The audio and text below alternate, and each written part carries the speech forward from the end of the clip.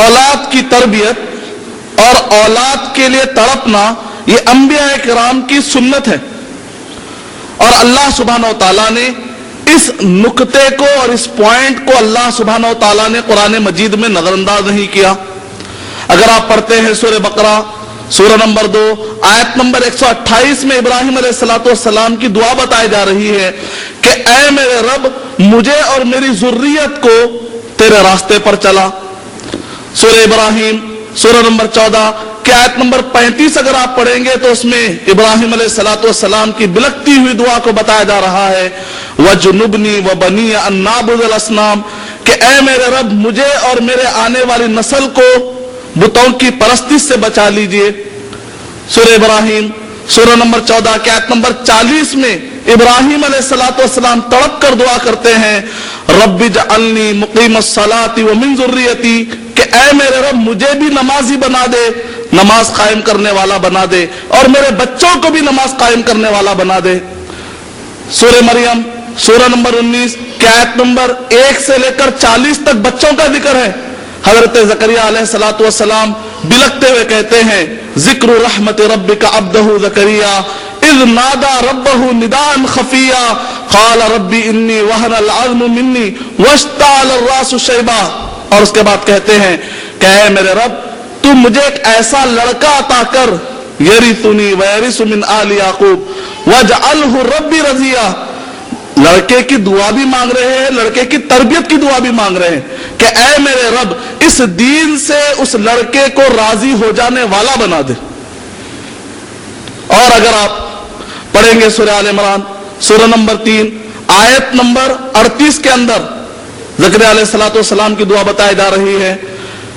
کہ رب هب لی من لدنک ذریۃ طیبہ، لڑکا نہیں مانگ رہے ہیں، اے اللہ تو مجھے نیک اولاد عطا کر کہہ رہے ہیں۔ سورہ صافات سورہ نمبر 37 کی آیت نمبر 100 میں ابراہیم علیہ السلام کہہ رہے ہیں رب هب لی من الصالحین، کہ اے میرے رب تو ہمیں نیک اولاد عطا کر۔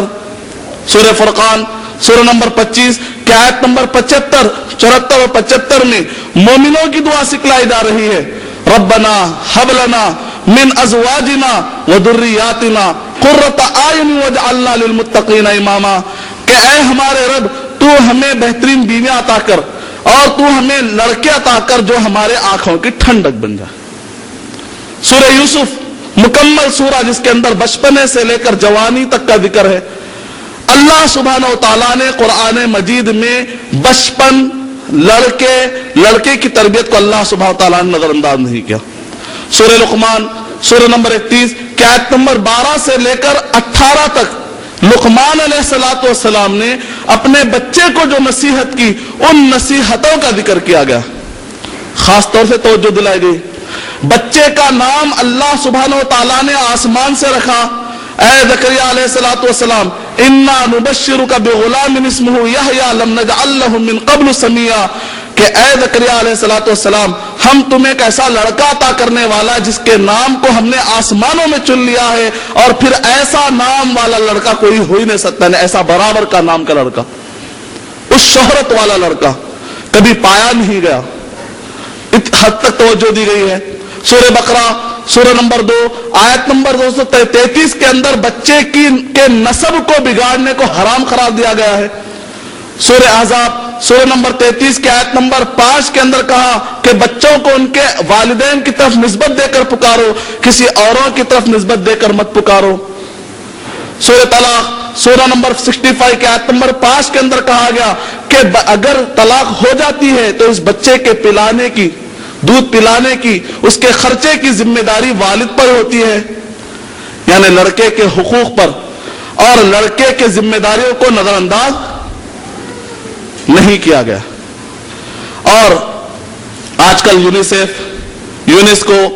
بڑے بڑے ادارے قائم کیے گئے ہیں، لیکن 14 صدی پہلے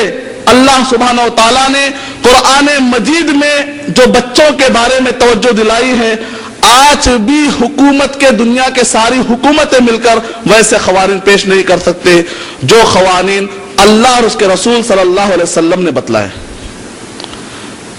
میرے اس مختصر سے گفتگو اور حوالوں سے آپ کے سامنے بات واضح ہو گئی ہے کہ औलाद की तरबियत पर तवज्जो देना ये नबियों की सुन्नत है. Can contact Sheikh Arshad Bashir Madni at askmadani@gmail.com. For more videos, log on to www.arshadmadni.net.